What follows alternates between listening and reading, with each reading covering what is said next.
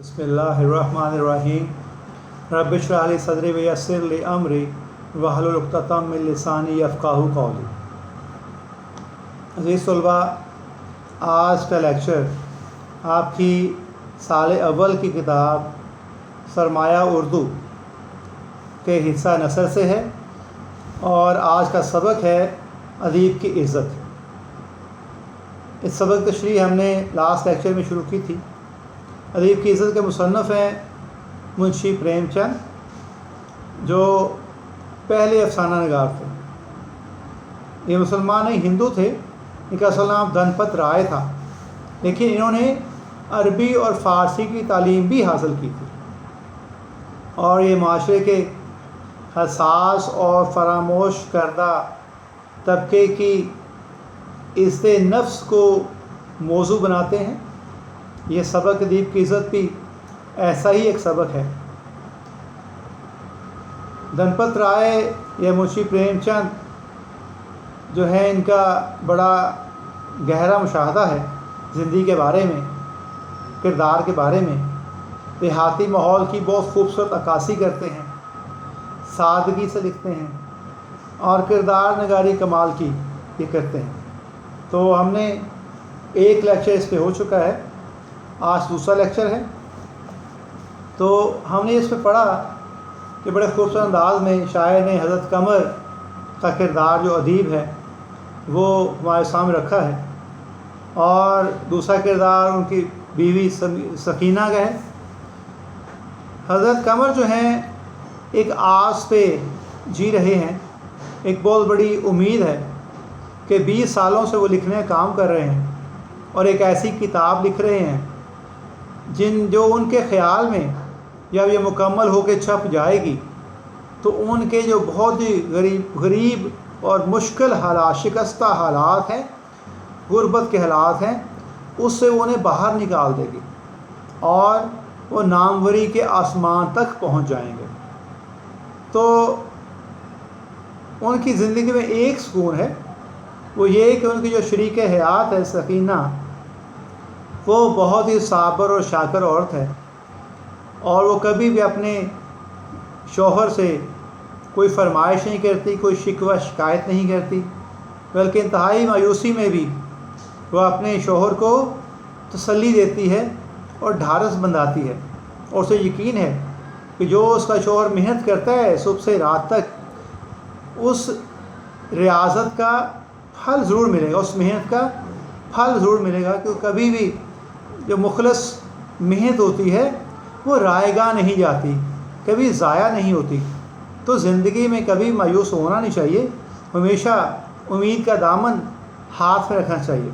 क्योंकि जहाँ आपने उम्मीद छोड़ दी, मायूसी की तरफ चले गए, समझे कि ज़िंदगी का ख़ात्मा हो गया। तो आज हम उसके इसी सबक के आगे चलते हैं तशरीह। दूसरे एक्ट में मुसन्नफ़ मुंशी प्रेमचंद लिख रहा है कि एक रईस के यहाँ कोई तकरीब है, उसने हज़रत कमर को भी मदऊ किया है। आज उनका दिल खुशी के घोड़े पर बैठा हुआ नाच रहा है, शायद वो इसी तख़य्युल में महव रहे। राजा साहब किन अल्फाज में उनका खैर मक़दम करेंगे और किन अल्फाज में उनका जवाब देंगे, किन मज़ामीन पर गुफ्तगू होगी और किन किन असहाब से उनका तारुफ़ कराया जाएगा। सारा दिन वो इन्हीं ख़यालात से लुत्फ़ उठाते रहे। इस मौका के लिए उन्होंने एक नज़म भी तैयार की जिसमें उन्होंने ज़िंदगी को एक बाग से तशबीह दी थी। शराब हस्ती उनके दौरे तबाह के लिए ज़्यादा मौजू चीज़ थी, मगर वो आज रईसों के जज्बात को ठेस ना लगा सकते थे। तो ये इक़्तिबास जो मैंने आपके लिए पढ़ा है, इस तशरीह करते हैं। तो आप कह रहे हैं कि उस इलाके में एक रईस है, बहुत अमीर आदमी, उसने एक तकरीब का अहतमाम किया है और हज़रत कमर को भी उसने दावतनामा भेजा है कि उस तकरीब में शामिल हो। अब हज़रत कमर जो इतने गरीब हालात में, इतने मुश्किल हालात में, गुर्बत में ज़िंदगी बसर कर रहा है, आज उसका दिल बहुत खुश है, बहुत ज़्यादा खुश है। एक रईस ने उसे अपने तकरीब में दावत दी है और सारा दिन वो इसी ख्यालों में مصروف رہا، اسی خیالوں مگن رہا کہ جب میں اس تقریب میں جاؤں گا تو راج صاحب کس طرح میرا استقبال کریں گے، اور کون کون سے موضوعات پہ، مضامین پہ اس سے گپ شپ ہوگی وہاں بیٹھ کے، اور جب تقریب میں باقی رئیس مہمان ہوں گے ان سے کس طرح میرا تعارف کرایا جائے گا۔ وہ سارا دن انہیں خیالات کو ذہن میں لاتا رہا اور لطف اٹھاتا رہا، خوش ہوتا رہا کہ اس کی زندگی میں بھی خوشی کے لمحات آئے ہیں، اور وہ سوچ رہا تھا کہ اب بھی لوگ میری قدر کر رہے ہیں۔ اب انہوں نے ایک نظم بھی، اتنے خوش ہوئے کہ ایک نظم بھی لکھ لی، تو سوچا کہ اس تقریب میں پڑھی جائے، اور اس نظم کا جو عنوان رکھا وہ یہ تھا کہ زندگی کو باغ سے تشبیہ دی تھی۔ اب مصنف یہ کہتا ہے حقیقت میں شاعر نے یہ جو رکھا ہے، یہ نظم جو لکھی ہے جس میں انہوں نے زندگی کو باغ سے تشبیہ دی ہے، انہیں یہ نہیں کرنا چاہیے تھا۔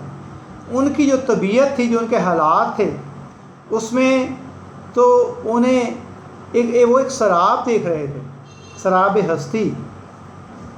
ہستی اگر وہ لکھتے تو یہ زیادہ بہتر تھا، کیونکہ لیکن وہ جس تقریب میں جا رہے تھے ان سب کو اپنے کیا حالات بتاتے، کیونکہ رئیسوں کی محفل تھی، سب لوگ وہاں خوش آ رہے تھے، انہیں ان کے دکھ بڑے حالات یا مشکل حالات سے کیا لگاؤ تھا، کچھ لینا دینا نہیں تھا۔ اس لیے وہ ایسا نہیں لکھا، اس نے ایسی نہ لکھی جس میں زندگی کو باغ سے تشبیہ دی، کیونکہ جتنے وہاں مہمان آئے تھے ان کی زندگیاں ایسے ہی تھیں کہ جیسے ایک باغ میں وہ بیٹھے ہوئے ہیں، ان کی زندگی میں یہ پریشانی نہیں تھی جو حضرت قمر کی زندگی میں تھی۔ تو آگے لکھتے ہیں کہ دوپہر ہی سے انہوں نے تیاریاں شروع کی۔ اب وہ تیاریاں شروع کر دیں کہ اتنے عرصے بعد اس نے بلایا ہے اور امیروں کی محفل ہے، میں اس پہ کیسے تیار ہو کے جاؤں۔ حجامت بنائی، صابن سے نہائے، سر میں تیل ڈالا، دقت کپڑوں کی تھی۔ مدت گزری تب انہوں نے ایک اچکن بنوائی تھی، ان کی حالت بھی ان کی سی تھی، جیسے ذرا سی سردی یا گرمی سے انہیں زکام یا سر درد ہو جاتا تھا، اسی طرح وہ اچکن بھی نازک مزاج تھی۔ اسے نکالا اور جھاڑ پونچھ کر رکھا۔ تو آپ مصنف لکھتا ہے کہ جب انہیں رئیس نے مدعو کیا اور وہ سارا دن بہت خوش خیالوں میں پھر رہے تھے، تو اب انہیں اپنی تیاری کی فکر ہوئی کہ میں اس تقریب میں جانا ہے تو تیاری کر لوں۔ تو کہا دوپہر سے تیاری شروع کر دی، حجامت بنوائی، اپنے بال ترشوائے کٹوائے اور صابن سے نہائے۔ ایک ایک لفظ جو ہے وہ اس کردار کی حالت کو بتا رہا ہے۔ صابن سے نہائے، سر میں تیل ڈالا۔ صابن سے مطلب ہے کہ اتنی غربت ہے کہ وہ روز شاید صابن سے نہیں نہاتے تھے، یہ خاص تیاری تھی ان کی اس تقریب میں جانے کے لیے، سے آج صابن سے نہائے اور سر میں تیل ڈالا ہے۔ تو کپڑوں کی دقت تھی، مدت گزری جب انہوں نے ایک اچکن بنوائی تھی، اب مشکل رہ گئی تھی کپڑوں کی، کپڑے کون سے پہن کے جائیں۔ وہ بہت عرصہ پہلے ایک اچکن بنوائی تھی، انہوں نے سلوائی تھی، اور کہا کہ اس اچکن کی حالت ہے، وہاں یہ تشبیہ دے رہے ہیں، اس اچکن کی حالت کو تشبیہ دے رہے ہیں ایک ایسے آدمی سے جس کی طبیعت بہت نازک ہے، اس کو ذرا سا موسم بدلتا ہے، سردی ہوتی ہے، گرمی ہوتی ہے، اس کو زکام ہو جاتا ہے۔ تو کہا کہ اس کے ہاتھ بھی ایسی ان کی سی تھی۔ تو وہ جس تشبیہ دی ہے وہ حضرت قمر سے دے دی۔ حضرت قمر جو کمزور سے ہیں، 40 سال کی عمر میں بوڑھے نظر آتے ہیں، اور طبیعت ایسی ہو گئی ہے کہ ذرا سی گرمی ذرا سردی ہو تو طبیعت ناساز ہو جاتی ہے، سر میں درد شروع ہوتا ہے، نزلہ زکام ہو جاتا ہے۔ تو کہا ان کی اچکن کی بھی ایسی ہی حالت تھی کہ دیکھنے میں بڑی نازک حالت تھی بڑی، لیکن پھر بھی انہوں نے اسے نکالا، جھاڑ پونچھ کر کے سوچا کہ یہ پہن کے جاؤں گا۔ اب ان کی بیوی نے کہا، سکینہ نے کہا، تم نے ناحق وہاں جانا منظور کیا، لکھ دیتے میری طبیعت ٹھیک نہیں، ان پھٹے حالوں جانا تو اور بھی برا ہے۔ اس سے بہت بڑی حقیقت ہے کہ دنیا آپ کا پہناوا دیکھتے ہیں، آپ کی ظاہریت کو دیکھتے ہیں، کوئی آپ کے اندر نہیں جانتا۔ دنیا کی عادت ہے کہ وہ انسانوں کی سیرت کو نہیں دیکھتے، صورت کو دیکھتے ہیں۔ تو حالانکہ شیخ سعدی کا ایک قول ہے یہاں پہ वो आप रेफरेंस से लिखेंगे। शेख सादी ने फरमाया कि सूरत पर मत जाओ बल्कि सीरत देखो, सूरत पर मत जाओ बल्कि सीरत देखो। लेकिन इस माशरे में उल्ट हिसाब है कि लोग सीरत की परवाह नहीं करते, सूरत को देखते हैं, इसलिए ज़ाहरी चमक दमक जो है वो अहमियत रखती है। तो यही ख्याल करते हुए उनका किरदार है सकीना, हज़रत कमर की बीवी, उसने कहा कि तूने खाम खा से हामी भर ली वहाँ जाने की, क्या ज़रूरत है जब तुम्हारे हालात इतने बुरे हैं, अच्छे हालात नहीं, अच्छे कपड़े नहीं हैं पहनने को, तो फिर ऐसे पुराने फटे हालों जाओगे, ये तो कोई अच्छी बात नहीं, तुम्हारी इज़्ज़त नहीं होगी, इज़्ज़त में फ़र्क आएगा। कमर ने फ़िलासफ़रों की इसी संजीदगी से कहा, जिन्हें खुदा ने दिल और समझ दी है वो आदमियों का लिबास नहीं देखते, उनके मुंह देखते हैं। बात तो सही है कि जिन्हें खुदा ने दिल और समझ दी है, लेकिन कितने लोग हैं जो समझदारी से ज़िंदगी गुजार रहे हैं। तो शायद हज़रत कमर का कहना तो ठीक है, लेकिन कम लोग हैं ऐसे, ठीक है।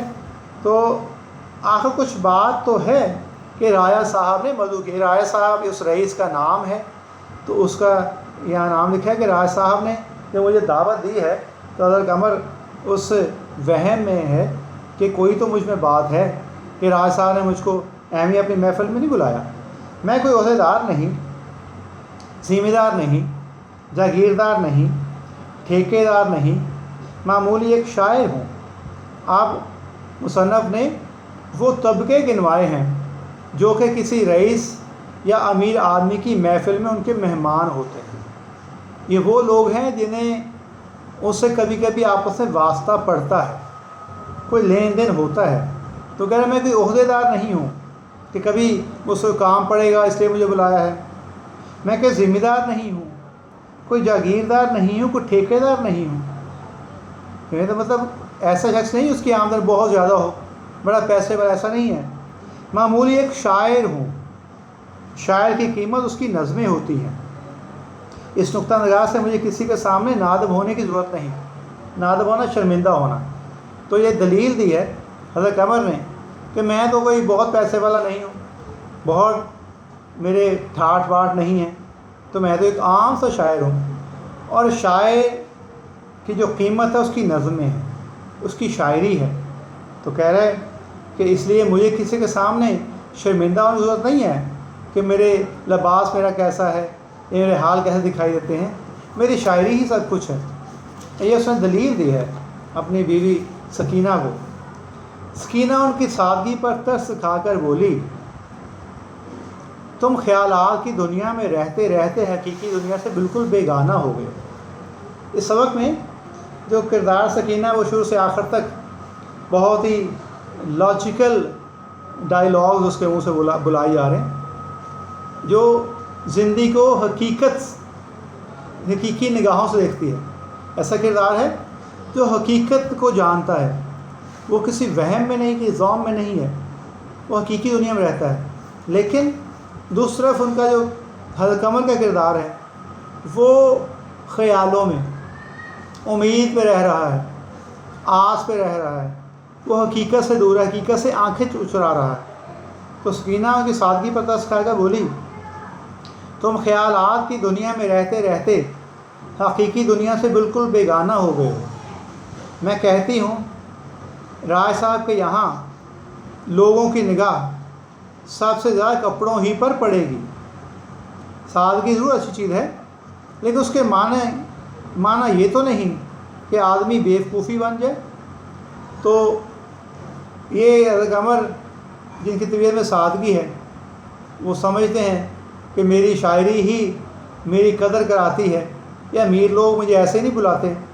तो सकीना कह रही है कि तुम तो हकीकत से ही दूर हो गए हो, तुम ख्याली दुनिया में रहते हो कि राजा साहब के यहाँ जा रहे हो, वहाँ सब अमीर लोग होंगे, पैसे वाले होंगे, अच्छे लिबास पहने हुए होंगे, तो इतनी बड़ी महफ़िल में तुम जाओगे तो लोग सबसे पहले तुम्हारा लिबास ही देखेंगे, तुम्हारी ज़ाहरियत को देखेंगे। ठीक है, सादगी तो अच्छी चीज़ है, लेकिन ये सादगी थोड़ा है कि तुम्हारे जो तुमने लिबास पहन के जा रहे हो ये फटा पुराना, बहुत पुराना खस्ता हालत है।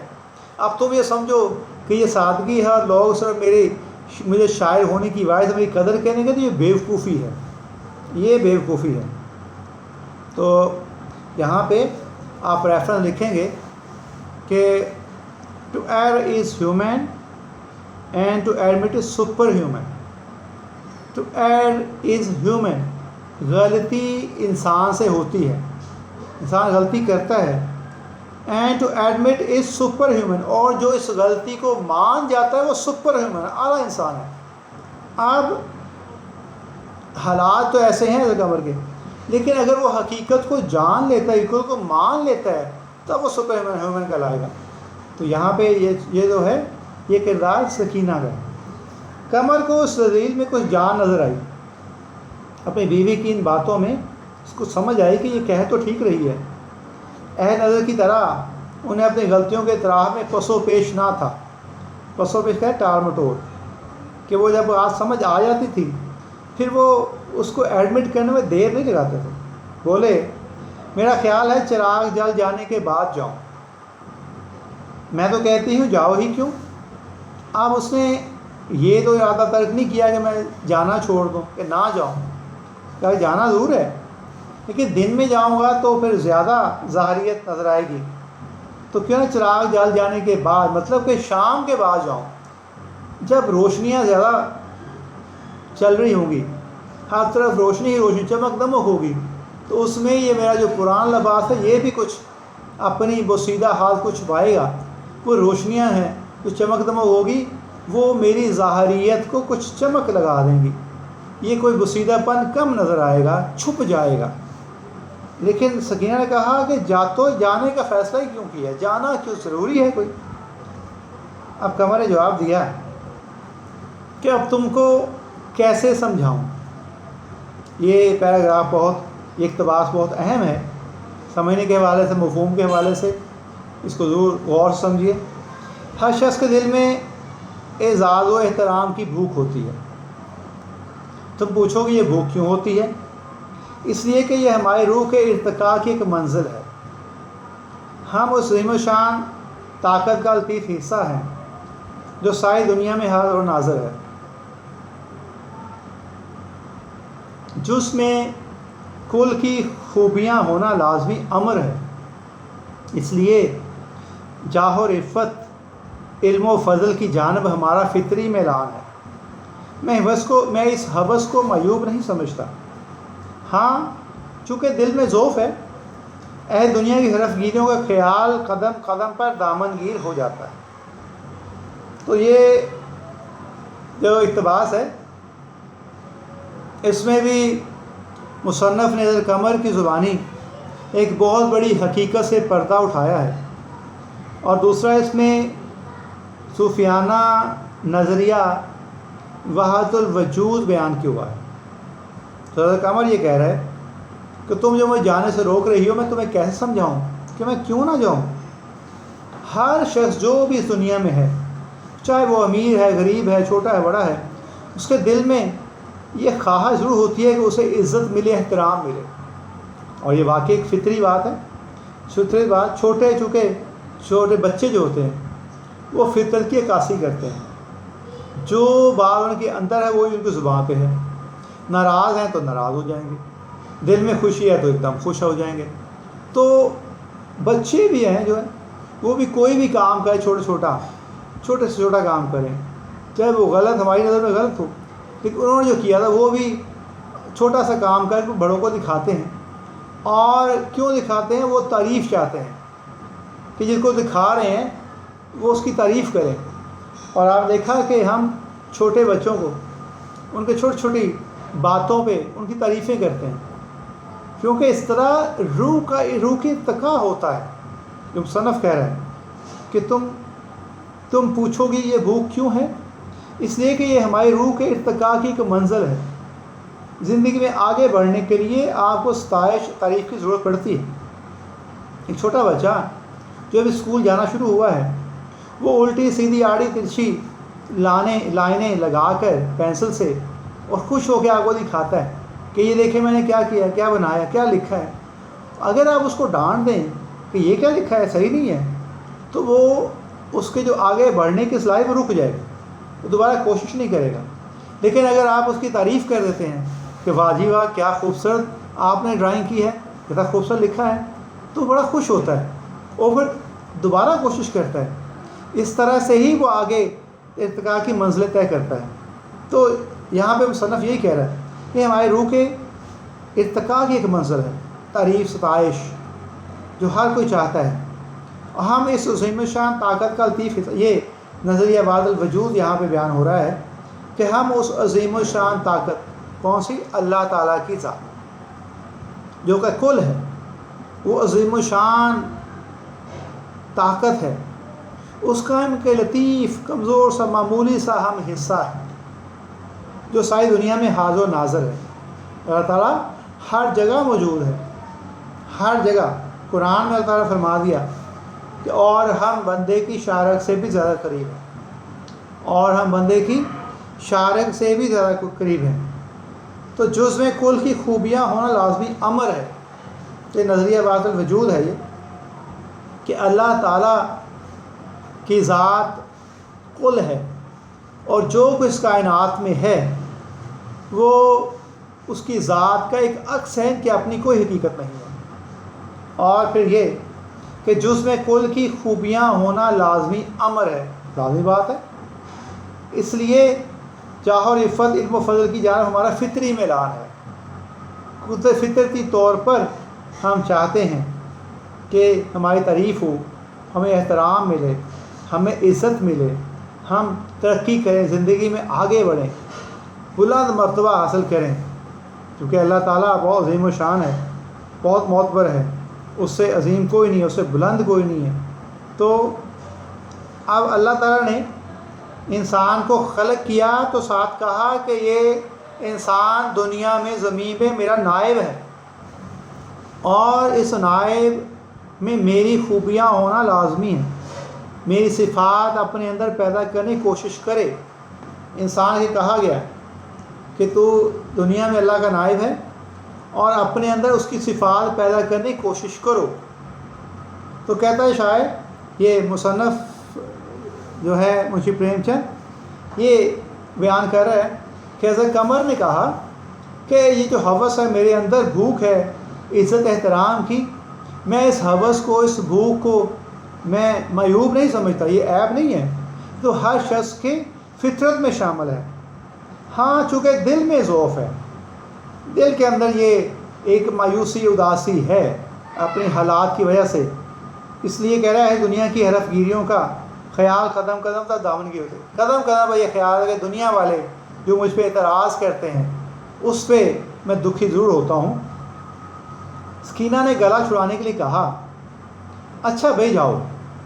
جب اس کے بعد کوئی جواب نہیں بن پایا کہ یہ میرا خام فلاسفوں کسی باتیں کر رہا ہے اور میری بات سمجھ نہیں پا رہا، تو اس نے جان چھڑانے کے لیے کہا اچھا بھائی جاؤ، میں تم سے بحث نہیں کرتی، لیکن کل کے لیے کوئی سبیل سوچتے جاؤ، کوئی انتظام کرتے جاؤ کل کے لیے، کیونکہ میرے پاس صرف ایک آنا اور رہ گیا ہے۔ اب وہ گھر کے خرچے کی بات کر رہی ہے سکینہ کہ گھر کا جو خرچہ چلانا ہے، کہہ رہے میرے پاس صرف ایک آنا اور رہ گیا ہے۔ آنا ایک اکائی ہے، 1 روپیہ جو ہوتا ہے اس میں 16 آنے ہوتے ہیں۔ 1 روپیہ کرنسی جو ہے پاکستان کی، اس میں 16 آنے ہوتے ہیں۔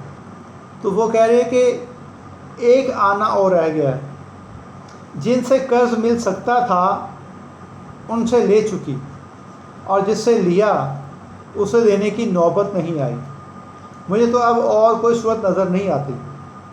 تو اب یہ کہہ رہی ہے اگین، یہ لائنیں ان کے غربت کے حالات کی عکاسی کرتی ہیں کہ ایک آنا میرے پاس باقی ہے، اور قرض جن جاننے والوں سے لے سکتی تھی میں لے لی، جو جاننے والے جان پہچان تھی جو قرض دے سکتے اس سے قرض لے لیا، لیکن وہ قرض واپس دینے کی نوبت نہیں آئی، تو دوبارہ ان کے پاس میں قرض نہیں لے سکتی۔ اس نے کہا کہ مجھے کوئی صورت نظر نہیں آتی کہ اب میں کہاں سے قرضہ اٹھاؤں۔ تو قمر نے ایک لمحہ کے بعد کہا 2-1 اخباروں سے روپیہ آنے والا ہے، شاید کل تک آ جائے، اور اگر فاقہ کشی ہی کرنی پڑے تو کیا فکر ہے، ہمارا فرض کام کرنا ہے، ہم کام کرتے ہیں اور دل و جان سے کرتے ہیں۔ اگر اس کے باوجود فاقہ کرنا پڑے تو میرا قصور نہیں، مر ہی تو جاؤں گا۔ ہمارے جیسے لاکھوں آدمی آئے دن مرتے رہتے ہیں، دنیا کا کوئی کام بند نہیں ہوتا۔ تم ہی کہو، میں جو کچھ کرتا ہوں اس سے زیادہ میرے امکان میں کیا ہے؟ ساری دنیا میٹھی نیند سوتی ہے اور میں قلم لیے بیٹھا رہتا ہوں۔ لوگ سیر و تفریح کرتے ہیں، کھیلتے کودتے ہیں، میرے لیے سب کچھ حرام ہے، یہاں تک کہ مہینوں سے ہنسنے کی نوبت نہیں آئی۔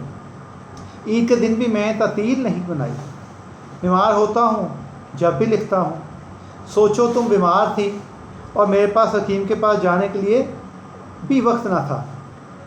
اگر دنیا نہیں قدر کرتی نہ کرے، اس میں دنیا ہی کا نقصان ہے، میرا تو کوئی نقصان نہیں۔